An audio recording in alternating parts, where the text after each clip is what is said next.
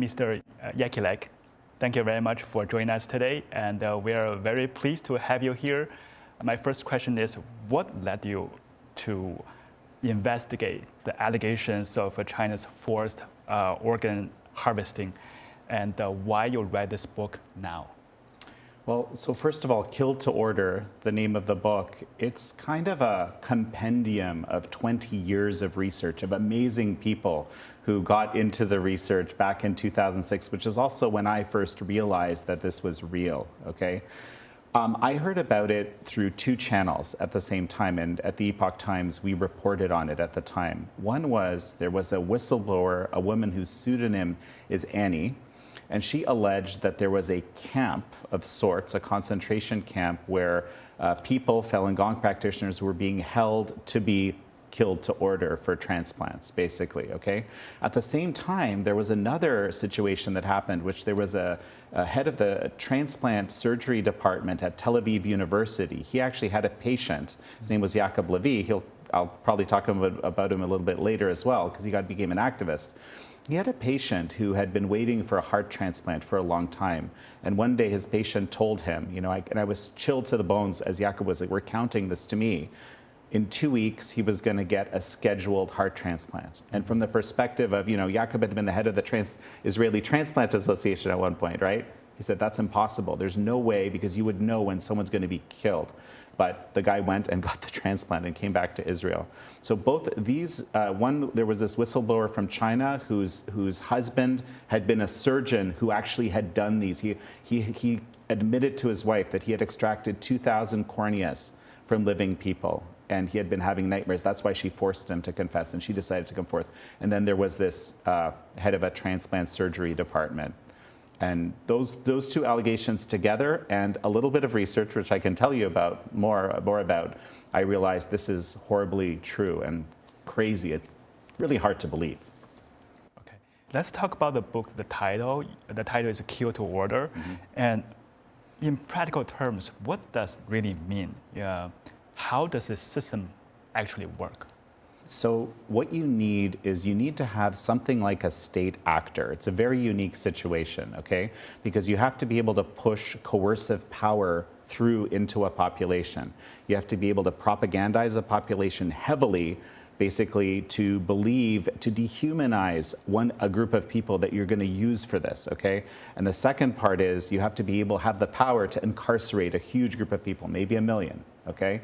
So this is what the Chinese Communist Party did with Falun Gong practitioners back in 1999 and 2000. Okay, this was spiritual discipline. The government estimate was that 70 to 100 million people were doing it.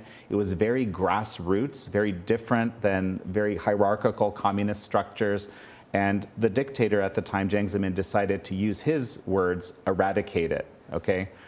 So a group of people practicing truthfulness, compassion, forbearance were suddenly, on the most wanted list. And to justify that, they pushed this mass propaganda into the population to justify to their fellow man. 1 in 13 Chinese was doing this, right?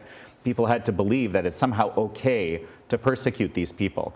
And when you have this dehumanization situation now and this mass incarceration, they put perhaps 1 million, maybe 2. We don't know the real numbers. This is all kind of a state secret. You can be killed for revealing these numbers. I don't know if anyone even knows the real numbers. That's when they started blood typing, tissue typing, organ scanning these people. And so before 2006, there were actually ads online that would say, for $200,000 or $150,000, you can get a new heart in 2 weeks. Right? It's just kind of unbelievable thing to see, right? But why can that be done? Because the so-called donor is ready to be killed to order, already matched to you, right? The moment you pay that cash, they find the right person, they ship that person, and they kill that person to order. This is a whole different level. This is not run-of-the-mill black market organ trafficking, which is, of course, horrible in itself. This is a whole different level and a whole different scale. Like, it ramped up to 60 to 90,000 transplants by our best estimates per year by the late 2000s. Wow. You just mentioned the Falun Gong practitioners. Are there any other group of victims in China other than Falun Gong practitioners? And why do you think Falun Gong practitioners and the other group of people are vulnerable to This is such an incredibly important question. Thank you for asking it. So, in a communist system, okay, there's always an external enemy, which is, by the way, always America. That's how they set it up. But there's also an internal enemy, which is different. Sometimes it was the landowners when they wanted to seize the land from the landowners, okay? Sometimes it was the students and the student movement in '89, okay? But in 1999, it became the Falun Gong. And that becomes why does it become a vulnerable group? Because the regime basically says, we're targeting this group. And there's two purposes to this. One is because they want to somehow suppress this group or get rid of it. The other thing is it's a message to the rest of society. This is what the Communist Party can do. Don't get on the wrong side of us, okay? So what happened is really no one did much for about 14 or 15 years, even though we had a lot of evidence by then that absolutely this forced organ harvesting is happening. I can get into some of the details of that if you want. But this is what happened, right? There was this small group of Uyghur Muslims in the Xinjiang region of China. Okay, small group meaning smaller than Falun Gong. It's not that small. It's 10, 12 million or something like that people, right? But they did the same thing. They dehumanized them. And also as an ethnic minority, they were already being dehumanized by the Chinese communists. They kind of have this approach, right, of making these people vulnerable, right, by saying they're kind of lesser than human. The reason you need to do the vulnerable part, okay, is that most people aren't psychopaths, right? You have to kind of create, you create a kind of a flaw, it's a flaw in human reasoning. The moment that you start believing that someone is less than human, that allows you to do terrible things. This is why genocides happen, and that some of the people that commit those genocides aren't actually psychopaths. They're not heartless people, but somehow they've been convinced, right? And so they dehumanized the Uyghurs. They incarcerated 1 million plus of them. It's unclear how many.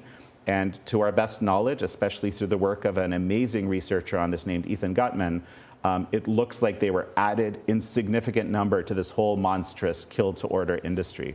And my big fear, right, is if we don't act on this, right, now we have the Falun Gong and we have the Uyghurs, we're going to be adding perhaps Tibetans, because that's another vulnerable group that's being propagandized against and targeted, and more recently, house Christians. House church Christians, recently a big church, right, Zion Church, all the leaders were arrested. They're still, many of them are still incarcerated, and we have recent controls on Catholic clergy. I don't know where that leads, but it looks to me like the regime is ramping up persecution of Christians right now. And I'm worried that these groups will be added in significant number as well to this whole kill-to-order doctrine. Right. Given the topic, the seriousness of the topic, both inside and outside of China, people have little or very little knowledge about the truth. My question is, what will be your biggest or strongest evidence to tell people that this is really happening? We know a lot of our viewers have questions about it. They have doubts because the issue was not being publicly or being discussed, debated enough. So what will be your strongest evidence to tell? 100%. You're exactly right. So let me give you a big part of kill to order, okay, is the evidence. And I kind of bring together the evidence of the better part of 20 years. But let me give you a few examples, okay, that can help, okay? Actually, I think I was looking in chapter 1 on page 17. One of the original reports that was written on this was by 2 Canadian human rights lawyers, David Kilgore and David Matus.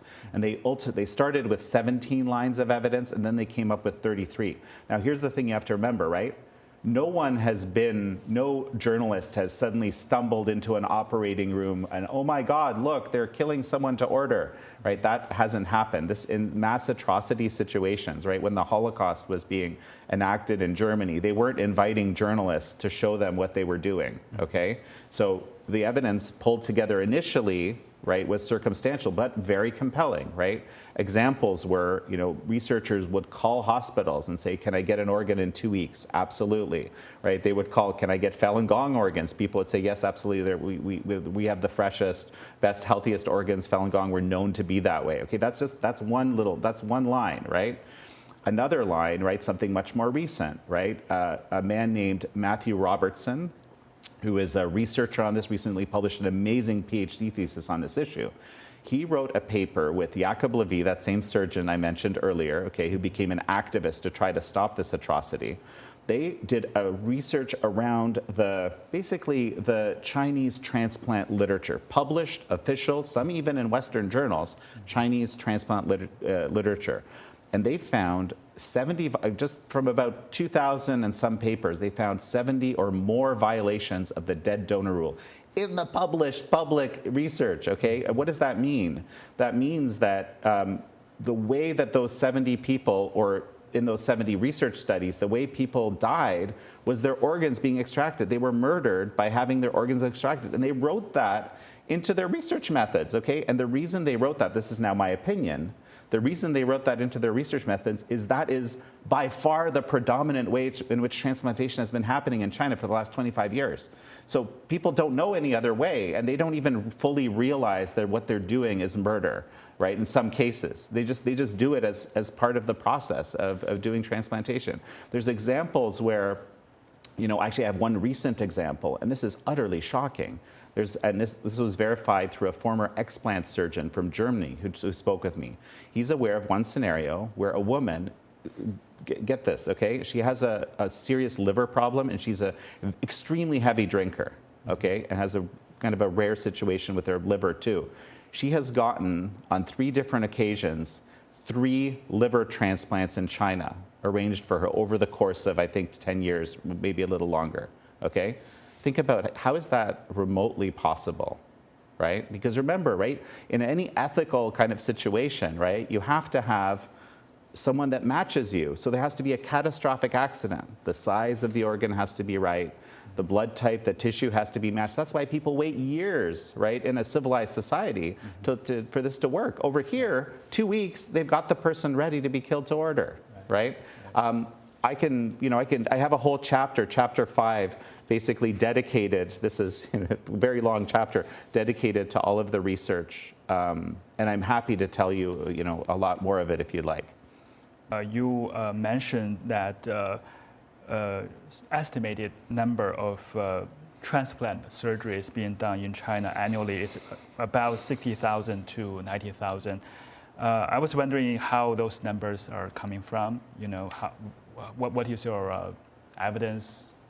Absolutely. No, that's an excellent question. It's obviously unbelievably difficult to estimate because, again, it's a state secret. Right. You can be killed for revealing it, right? So this is how the CCP makes it very difficult. Mm-hmm. And I just want to, I forgot to mention one incredibly important line of evidence, and I'll just mention this, okay? Because in all these years of allegations, okay, the Chinese Communist Party has never, not a single time, provided any information to challenge the allegation. Mm-hmm. All they do is slander the messengers. They say these are evil people, don't listen to them, this is propaganda. They never say, here's the real evidence that suggests this isn't happening, right? So at this point, with the voluminous evidence that we have to assume that it is happening until they provide extensive evidence that it's not, because we have to get them to stop it and then provide that evidence, right? Yeah. So in other words, because of 25 years of working on this and them never literally providing, even with the survivor, incredibly, there's a survivor of this, okay?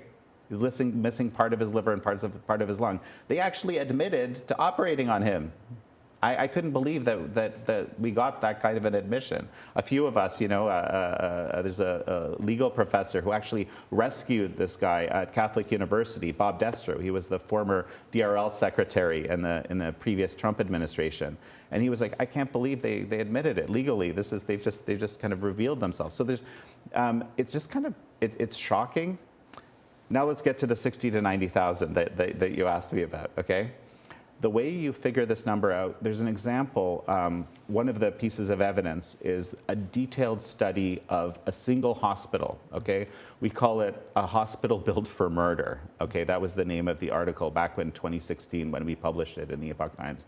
So we looked at this hospital because this hospital was announcing that it had doing lots of transplants. It was cutting edge. It was rivaling some of the American hospitals, okay? But then when we looked deeper and we looked at the number of patients there, the number of hospitals beds in use, the growth of that one hospital, these guys, they were announcing, we're like one of the top hospitals in China for transplants. But the reality was they were doing 10 times or maybe 20 times the actual transplants that they even admitted to. So they were basically kind of lowering the number dramatically to prevent someone being like, hey, wait a sec, that's completely impossible, the number of transplants that you're even talking about. Because at that time, they didn't even claim to have a natural organ registry, like people actually donating organs. That didn't exist. And I could explain why we believe it still doesn't really exist, even though they claim it does. Mm-hmm. So that number comes from looking at that one hospital and many others, okay? And then basically that's why the number is so broad, right? 60 to 90,000. 60,000 is really the low end, 90,000. I think, Ethan Gutman had estimated 100,000.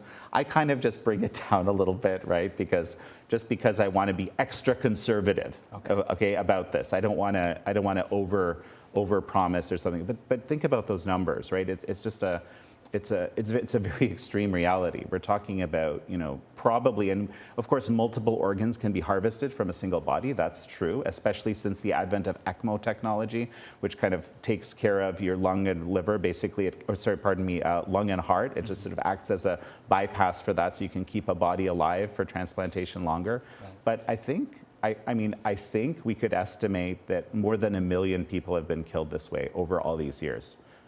I would guess it's a lot more than that, but again, to be extremely conservative, right? I think but the truth is, the CCP is not giving us numbers saying, here's how many transplants we've done. We don't know their economic numbers, the transplant numbers, forget it, right? So we're trying to figure this out as best we can. And I think at this point, the evidence is very compelling. Great.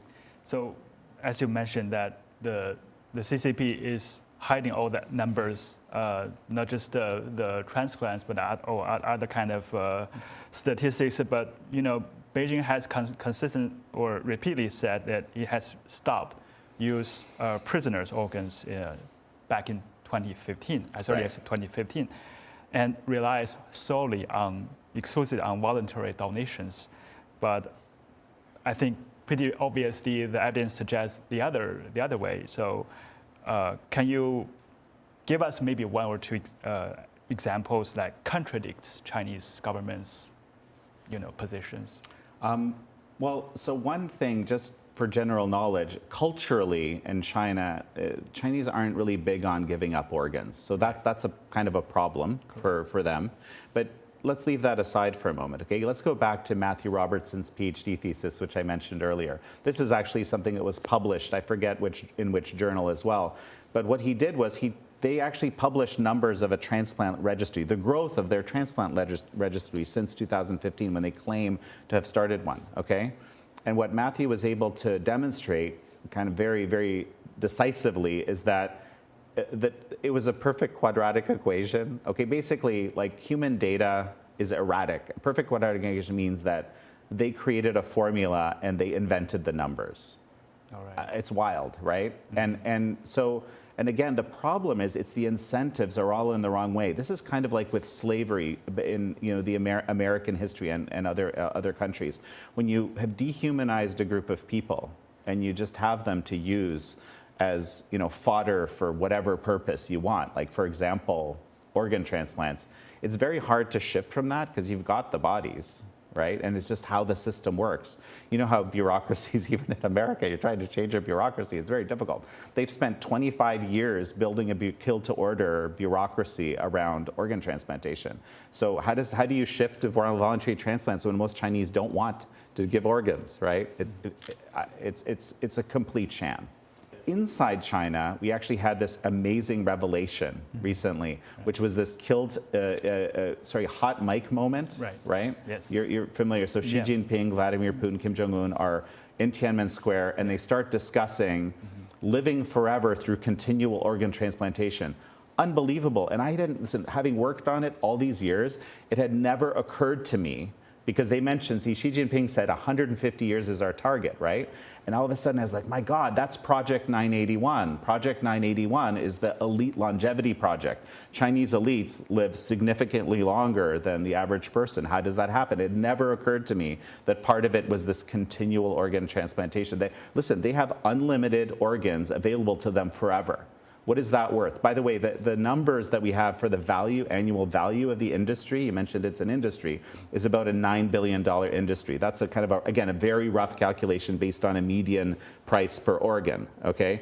But now, like, to have unlimited organs available to you forever, wow, that's worth a lot more than $9 billion in my mind.